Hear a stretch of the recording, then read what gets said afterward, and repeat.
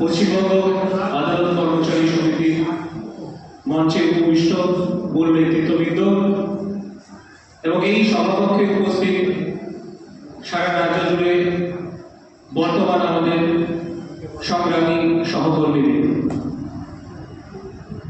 আমি এসেছি পশ্চিমবঙ্গের এক প্রান্তিক জেলা সুদূর কোচবিহার থেকে। প্রায় 750 কিলোমিটার অতিক্রম করে আজকে এই সভায় আমি যোগদান করতে এসেছি কিছু আশা নিয়ে, কিছু প্রত্যাশা নিয়ে এবং কিছু প্রশ্নের উত্তর নিতে রাজ্য নেতৃত্বদের কাছ থেকে। বিনয়দা সবেমাত্র যেটা বললেন, আজকের এই সভার যে মূল এজেন্ডা জেলা সম্মেলন ব্যাপারে অন্যান্য ডিস্ট্রিক্টের কি মতামত সেটা উত্থাপন করা, সেটা অবশ্যই যাচ্ছি, এবং সমস্ত রাজ্যে বিভিন্ন জেলাতে যে সাধারণ সমস্যাগুলো রয়েছে, মেদিনীপুর থেকে শুরু করে, ঝাড়গ্রাম থেকে শুরু করে, আলিপুরদুয়ার থেকে শুরু করে কোচবিহার, সর্বত্র সমস্যা মোটের উপর একই, কিন্তু এর সমাধানের রাস্তা কি, সেই রাস্তাটা নির্ধারণ করতে কিন্তু আজকে আমরা এসেছি। সমস্যা কি সেটা আমরা কয়েকদিন বাদে বাদে আমরা হোয়াটসঅ্যাপে বিভিন্ন আলোচনা চলে, সেটা আমরা কম বেশি সবাই জানি। তো প্রথমে আমি বিষয়ে প্রবেশ করার আগে আমার যে প্রশ্নগুলো নিয়ে আজকে এখানে এসেছি আমি রাজ্য নেতৃত্বের কাছে প্রথমে তুলে ধরছি। আমি আশা করবো আমি যখন আজকে এই সভাকক্ষ থেকে বের হব, সেই প্রশ্নগুলোর সঠিক উত্তর যেন আমি গ্রহণ করতে পারি, যাতে করে আমি আজকে জেলায় ফিরে গিয়ে যারা আমাদের দিকে তাকিয়ে আছে যে আজকে ওরা কলকাতায় গিয়েছে, আমরা কিছু তাদেরকে জবাব দিতে পারি। আমাদের জেলার সাধারণ কর্মচারীদের মধ্যে যে প্রশ্নগুলো রয়েছে, সেটা প্রথম হচ্ছে আদালত কর্মচারীদের নিজস্ব যে সমস্যাগুলো রয়েছে সেই ব্যাপারে রাজ্য কমিটির পরবর্তী পদক্ষেপ কি হবে সেটা, এবং সমগ্র আদালত কর্মচারীদের পে স্কেল বিষয়ে সুপ্রিম কোর্টে যে কেস চলছে, যেই কেসের বিষয়ে প্রায় দীর্ঘ বছর যাবত আমরা শুনে যাচ্ছি সুপ্রিম কোর্টে কেস রয়েছে, সেই বিষয়ে কি পজিটিভ পদক্ষেপ রাজ্য কমিটি নিচ্ছে, এবং পাশাপাশি ডিএ সহ অন্যান্য যে আমাদের আন্দোলনে আমাদের মাঝে মধ্যে নামতে হয়, সেই বিষয়ে সঠিক পদক্ষেপ গ্রহণ করার জন্য আর কতদিন অপেক্ষা আমাদের করতে হবে। এই তিনটে প্রশ্নের উত্তর আমি আশা করছি আজকে এই সভাকক্ষ থেকে যখন বের হব সেটা আমি নিয়ে যেতে পারবো। পরবর্তীতে আছে সংগঠনের ব্যাপারে বা রাজ্য সম্মেলনের ব্যাপারে। আমি যদি সংগঠনের দিকটা একটু তাৎপর্যভাবে ব্যাখ্যা করতে চাই, সংগঠনটাকে আমি একটি মানব শরীরের সঙ্গে তুলনা করতে পারি, আর রাজ্য সম্মেলনকে আমি যদি একটা পোশাকের সঙ্গে তুলনা করি, আমরা প্রত্যেক নববর্ষে আমরা পুরনো জামাটা খুলে একটা নতুন পোশাক শরীরের উপরে আমরা ধারণ করি, কিন্তু সেই শরীরটাই যদি রোগাক্রান্ত হয় তাহলে পোশাক বদলে লাভ কি হবে? আমরা শরীরটা কি বাঁচিয়ে রাখতে পারবো? আমাদের রাজ্য কমিটির অবস্থাটা বর্তমানে তাই। এটা কিছুটা তিক্ত হলেও এটাই সত্যি। আমাদের সংগঠনটা এখন একটা রোগাক্রান্ত শরীরে পরিণত হয়েছে, তাই পোশাক বদলানোর বিষয়টা আমার মনে হয় খানিকটা দিন পরেই নেওয়া উচিত। কেননা বিগত যে ধর্মঘটের ডাক দেওয়া হয়েছিল ডিএর বিষয়ে, সেই ধর্মঘটের আগের দিন পর্যন্ত আমাদের সংগঠন যেই অবস্থাটায় ছিল, ঠিক তার পরদিন তার অবনমন ঠিক ততটাই ঘটেছে। এর পেছনে আমি সংগঠনকেও পুরোটা দায় করছি না, যেহেতু একটা ভার্চুয়াল মিটিং এর পরেই সিদ্ধান্ত নেওয়া হয়েছিল, কিন্তু পুরোটা দায় কিন্তু সংগঠন এড়িয়ে যেতে পারবে না। বিভিন্ন জেলা থেকে বিভিন্ন সমস্যা শুনতে পেলাম যে আমাদের জেলায় সংগঠন করতে কেউ এগিয়ে আসছে না, আমাদের জেলায় সাধারণ কর্মচারীরা ভয়ে কেউ সংগঠন করতে চাইছে না, বা উপরে উপরে বললেও তারা ফ্রন্টে আসছে না। আমি এখানে বলতে চাই, আমরা পাশাপাশি দুটো জেলা রয়েছে উত্তরবঙ্গে, কোচবিহার এবং আলিপুরদুয়ার। সংগঠনে কখনোই সমগ্র কর্মচারীরা ফ্রন্টে 100% থাকবে না। যে কোনো সংগঠনে ফ্রন্টে 1 থেকে 2 জন বা 2 থেকে 3 জন থাকবে, বাকিরা সবাই পেছনে থাকবে। আমরা যদি প্রথমে পেছনে তাকাই যে আমার পেছনে কতজন আছে, তারপর আমি এগিয়ে যাব, কোনো আন্দোলন এইভাবে সংগঠন করা যাবে না। প্রথম খুঁটিটা 1 থেকে 2 জন হলেই যথেষ্ট। আমি আজকে এখানটায় দাঁড়িয়ে সগর্বে বলতে পারি, কোচবিহার জেলা এমন একটা জেলা, সেটা রাজ্যের বাকি জেলাদের দেখিয়ে দিতে পারে সংগঠন কিভাবে চালাতে হয়। আমি বলতে যাচ্ছি, মেদিনীপুরের আমার সভাপতি বললেন যে কেউ সংগঠনের পাশে দাঁড়াতে যাচ্ছে না, কারণ সেরেস্তাদার হেডলার কি অর্ডার করবে ভয় পাচ্ছে, ট্রান্সফার করে দেয় কিনা। ট্রান্সফারের ভয় কোচবিহারেও আছে, কিন্তু কোচবিহারে আমরা সংগঠনকে এই জায়গায় নিয়ে গেছি যেখানটায় সেরেস্তাদারকে আমাদেরকে জিজ্ঞেস করতে হয়, ভাই ট্রান্সফারটা বের করবো কি? সংগঠনটা আমরা এই জায়গায় নিয়ে গেছি। তাহলে এই জায়গায় আসলাম কি করে? বাকি জেলাগুলো পাচ্ছে না কেন? সমস্যাটা কোথায়? সমস্যাটা সংগঠন করার সদিচ্ছা। আমাদের মাইন্ডে, আমাদের মনে একটা মাইন্ডসেট আমরা তৈরি করে নিয়েছি যে আমাদের উদ্দেশ্য সংগঠন করা, আমাদের উদ্দেশ্য আদালত কর্মচারী সমিতি করা। আমি বলবো এই উদ্দেশ্যটাই ভুল। অবাক হচ্ছেন শুনে? সংগঠনে দাঁড়িয়ে সংগঠন করবো না, তাহলে কি করবো? হ্যাঁ, আমরা যদি আমাদের মাথায় রাখি যে আমরা পশ্চিমবঙ্গ আদালত কর্মচারী কমিটির সংগঠন বৃদ্ধি করতে চাই, কোনোদিন বৃদ্ধি হবে না। আপনি একবার নিজেকে প্রশ্ন করুন, আপনি যাদেরকে নিয়ে সংগঠন করতে চান তাদের কি আপনি সহকর্মী হতে পেরেছেন? আপনি নিঃস্বার্থভাবে কি তার পাশে দাঁড়াতে পেরেছেন? যে সমস্যায় আপনি দেখছেন একটা সাধারণ কর্মচারী সমস্যায় পড়ে আছে, আপনি কি নিঃস্বার্থভাবে তার পাশে দাঁড়াতে পেরেছেন? সে কেন আপনার পাশে থাকবে? প্রথমে আপনার সহকর্মীকে বন্ধু বানাতে শিখুন। আজকে আমি বলতে পারি, কোচবিহারে দাঁড়িয়ে একটা কর্মচারী যদি কোনো সমস্যায় আসে, প্রথমে আমাদের আদালত কর্মচারী সমিতি নয়, আমাদের বন্ধু ভেবে, একজন সহকর্মী ভেবে আমাদের কাছে আসে যে দাদা আমি এই সমস্যায় পড়েছি, কিভাবে এই সমস্যা থেকে বের হওয়া যায়। আমরা সেখানটা কিন্তু বলি না এসো তোমরা সবাই সমিতি করো, আমরা বলি আমরা তোমাদের বন্ধু, আমাদের দরকার কর্মচারীদের ইউনিটি। সমিতি জাস্ট একটা নাম, কেন আমরা সমিতির কথা বলবো? আপনি ভুলে যান আমার উপরে কোনো ফ্ল্যাগ আছে। আমরা প্রথমে আদালত কর্মচারী সমিতি আমরা উৎসর্গ করে দিলাম। আমরা কি পারি না বন্ধু হতে? আমরা কি পারি না নিঃস্বার্থভাবে? স্বার্থ ভুলে যান। আমাদের রোজ দিনের কাজ করতে গিয়ে অনেক সমস্যা।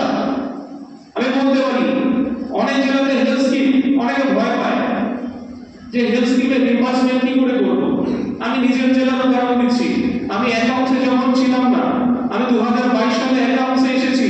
2022 সালের আগে হেলথ স্কিমে কেউ রিম্বার্সমেন্ট করতে চাইতো না, এমনকি হেলথ স্কিমে এনরোলমেন্ট করতে ভয় পেত, এমনকি আমি নিজেও ভয় পেতাম। কেন? কারণ অ্যাপ্লাই করলে রিম্বার্সমেন্ট হয় না, বিল প্রসেস হয় না।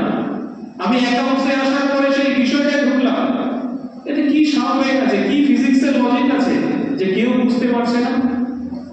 আসল সমস্যাটা ছিল সদিচ্ছা। কারণ কেউ নিঃস্বার্থভাবে নিজের কাজটাকে পাশে রেখে একটা সহকর্মীর পাশে গিয়ে যে দাঁড়াবে, সেই কাজটা কেউ করতে পারেনি। কিন্তু আমি সেই সিনারিও বদলে দিয়েছি। আজকে আমি সগর্বে বলতে পারি এমন কোনো সহকর্মী নেই, শুধু আমার এস্টাবলিশমেন্ট বাদ দিলাম, সাব ডিভিশনের কেউ যদি বলে দাদা আমি হেলথ স্কিমে রিম্বার্সমেন্ট করতে পারছি না, আমি স্বাগত জানাই, চলে এসো। 7 দিনের মধ্যে একজন সাধারণ কর্মচারী সে হেলথ স্কিমে রিম্বার্সমেন্ট পেয়ে যাচ্ছে, কোচবিহারে খোঁজ নিয়ে দেখতে পারে। আমি শুধু একটা উদাহরণ দিলাম। এমন প্রত্যেকটা মুহূর্তে আপনি সাধারণ কর্মচারীর পাশে দাঁড়ান না, দেখি তো কিভাবে আমাদের কর্মচারী সমিতি বৃদ্ধি না পায়। 100% দাঁড়াবে। আপনি বলছেন আমাদের জেলাতে আজকে বিভিন্ন সংগঠন চলে আসছে, সংগ্রামী যৌথ মঞ্চ চলে আসছে, কেন আসছে? সংগ্রামী যৌথ মঞ্চের জন্ম তো সবে হলো, আমাদের সমিতির জন্ম হয়েছে তো দশক পেরিয়ে গেল, তবু কেন আমাদের সহকর্মীরা আসতে চাচ্ছে না? কারণ আমরা রাস্তায় নেমে তাদের সাহস জোগাতে পারি না যে আসো বন্ধু, আমরা তোমাদের পাশে আছি। আমরা তাদের সাহস জোগাতে পারি না যে তোমাদের সমস্যার সমাধান যদি কেউ করতে পারে তারা হচ্ছে আদালত কর্মচারী সমিতি। সেই সাহস জোগানোর জন্য 1 থেকে 2 জন দরকার, 50 জন 100 জনের দরকার হয় না। আজকে আলিপুরদুয়ার থেকে 2 জন এসেছে, অপরাধ হয়েছে। গত বছর সেখানটায় সিটি কমিশনের ফুল ইমপ্লিমেন্টেশন হয়েছিল, আমরা শুনেছিলাম। রাস্তায় নেমে যখন ডিস্ট্রিক্ট জাজ অর্ডারে সই করেছে না, করছিল না, রাস্তায় নেমে বলছে বিভূতিকে সাথে ঘুরবে, এই বলার সাহসটা কজন রাখতে পারে? এই সাহসটা নিয়েছিল আমাদের আলিপুরদুয়ারের সহকর্মী। আপনারা কেন পারবেন না? যদি আমরা কলকাতা থেকে এত দূরে কোচবিহার আলিপুরদুয়ার, যেখান থেকে হাইকোর্টের দূরত্ব বিস্তর, আমাদের মনে যদি সাহস থাকে আপনারা কেন পারবেন না? অনেক সময় হলো সমস্যা বলে না, সমাধানটা যে সমস্যা বলছে তাকে খুঁজে বের করতে হবে এবং তাকেই লিড দিতে হবে। কেউ না আসুক, আপনি একা থাকুন। বলতে পারি, আমি নিজে বলতে পারি, আজকে যদি জেলায় কেউ না আসে আমি একা যাবো ডিস্ট্রিক্ট জেলের চেম্বারে, আমি নিজে গিয়ে ডিল করবো ব্যাপারটা। এই সদিচ্ছাটা রাখুন, দেখবেন আপনাকে পেছনে তাকাতে হবে না, আপনার পেছনে ভিড় অটোমেটিক বেড়ে গেছে। তাই আশা করছি আমরা আজকে থেকে সমস্যার সমাধানটা রাজ্য কমিটির কাছে না চেয়ে আমরা সমস্যার সমাধানটা নিজেরা খুঁজলেই কিন্তু পেয়ে যাব। আর আমরা যদি সমস্যাটা একবার খুঁজে পাই, তার সমাধানটা যদি নিজেরাই করার চেষ্টা করি, তাহলে কিন্তু পেছনে তাকাতে হবে না, দেখবেন আপনার সংগঠন অটোমেটিক শক্তিশালী হয়ে গেছে। পরবর্তীতে আসি যে আমাদের যে দাবি দাওয়াগুলো রয়েছে সেগুলো নিয়ে আন্দোলন নামার বিষয়ে রাজ্য নেতৃত্বের কি ধরনের কর্মসূচি করা উচিত। আমার বলতে এটা খুবই দুঃখ লাগছে, সংগ্রামী যৌথ মঞ্চের অস্তিত্বের আগে আমি 2012 সালে কাজে যোগ দিয়েছি আদালতে। 2012 সালের পর এমন একটা দৃষ্টান্ত আমার নলেজে নেই যেই কর্মসূচিটা বলতে গেলে একটা বৃহত্তর কর্মসূচি ধর্মঘটের মতো আদালত কর্মচারী সমিতির ব্যানারে রয়েছে এককভাবে। আগে কি হয়েছে?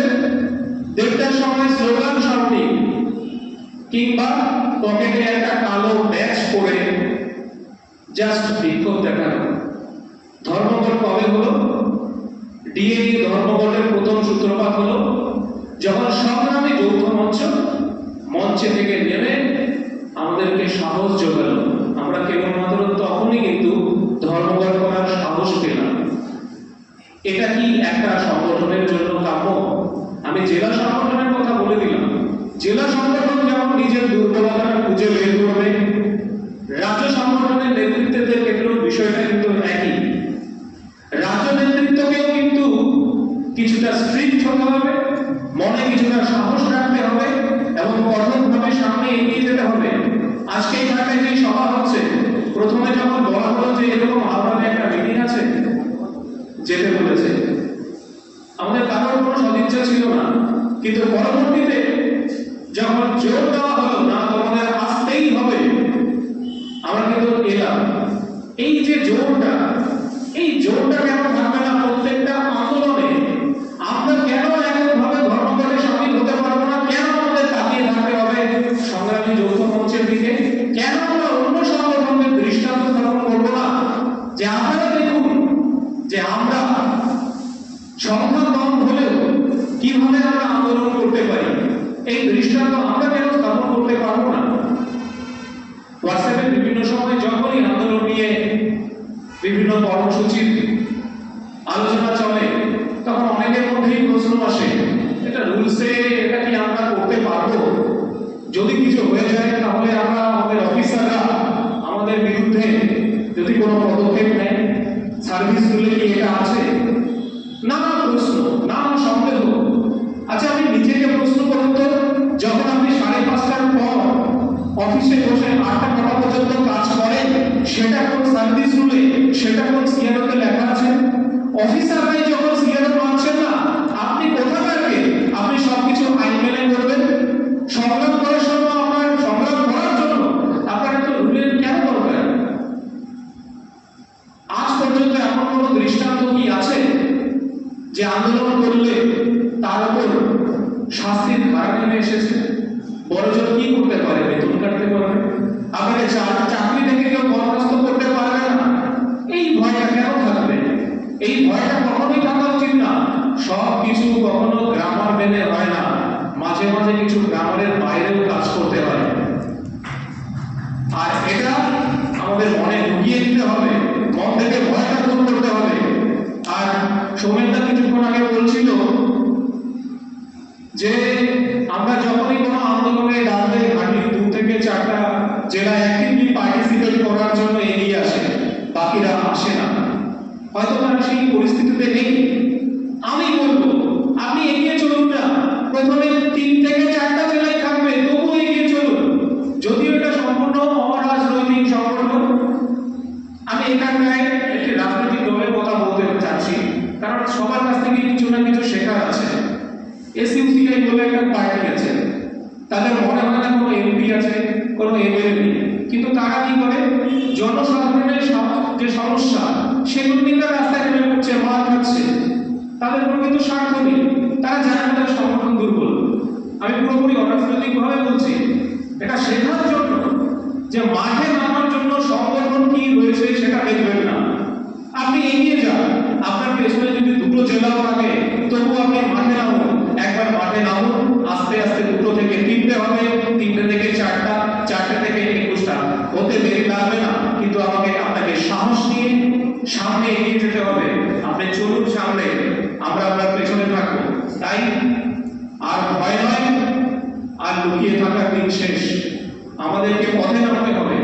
আমাদেরকে শুধু দিয়ে নিয়ে কথা বললে চলবে না, আমাদের মাঠে নেমে হাইকোর্টের সঙ্গে, জুডিশিয়াল ডিপার্টমেন্টের সঙ্গে সামনাসামনি লড়াই করতে হবে। চিঠি করার দিন শেষ, রেজলিউশন নেওয়ার দিন শেষ। এখন অ্যাক্টিভ মুভমেন্টে নামতে হবে। আমরা যেভাবে জেলার প্রত্যেকটি সমস্যা নিয়ে, যখনই সমস্যা তৈরি হচ্ছে আমরা ডিস্ট্রিক্ট জাজের সামনে চলে যাচ্ছি, আপনারা কেন পারবেন না? আপনারা জেলা নেতৃত্ব, আপনারা যারা রাজ্য কমিটির নেতৃত্ব, যখনই সমস্যা তৈরি হচ্ছে আপনারা সরাসরি চলে যান জুডিশিয়াল ডিপার্টমেন্টে, চলে যান হাইকোর্টে। আপনাদের কে আটকেছে? যদি দরকার হয় আপনারা হাইকোর্টে যাওয়ার জন্য জেলার সাহায্য দরকার, জেলার নেতৃত্ববৃন্দ চলে আসবে, সন্দেহ কোথায়? আমাদেরকে তো কেউ আটকাচ্ছে না। কিন্তু পাটা বাড়াতে হবে, পাটা জোড়া করে রাখলে হবে না, সাহস করে পাটা বাড়াতে হবে, তাহলেই আমরা হাঁটা শিখব। সবশেষে তাই বলছি, আরো একবার, ভয়ের দিন শেষ, সাহসের সঙ্গে সংগ্রাম করার দিন শুরু করতে হবে। আজ থেকেই করা উচিত। ফিউচার টেন্স বাদ দিন, প্রেজেন্ট টেন্সে কাজ করা শুরু করুন। জেলা সম্মেলন, আমার হিসাবে জেলা সম্মেলন নিয়ে ভাবার সময় এখন নয়। আপনাদের উপর আমাদের পূর্ণ আস্থা রয়েছে। আপনারা অভিজ্ঞ নেতৃত্ববৃন্দ, আমরা আপনাদের পাশে রয়েছি। আমরা দেখতে চাই জোরালো আন্দোলন, যাতে করে আপনাদের বলতে হবে না যে জেলা আন্দোলন কোথায় হবে। উল্টো আপনাদের কাছে প্রস্তাব আসবে আন্দোলনের পর যে আসুন আমরা জেলা আন্দোলন, জেলা সম্মেলন করবো, আপনারা চলে আসুন। সেই পরিস্থিতিটা যাতে আসে, সেই ব্যবস্থা গ্রহণ করার জন্য আরো একবার অনুরোধ করছি রাজ্য নেতৃত্বকে, এবং আশা করছি আজকে যেভাবে যে চেয়ারগুলো ফাঁকা দেখছি, আপনারা এমন পদক্ষেপ নিন, এমন আন্দোলন করুন যাতে এই ঘরটা ভর্তি হয়ে যায়, ভবিষ্যতে চেয়ার রাখার জন্য জায়গা না হয়। তাই সেই দিনটার আশায় আমি আজকে থাকলাম। আশা করি রাজ্য নেতৃত্ব এমন পদক্ষেপ নেওয়ার জন্য আর কোনো প্ল্যান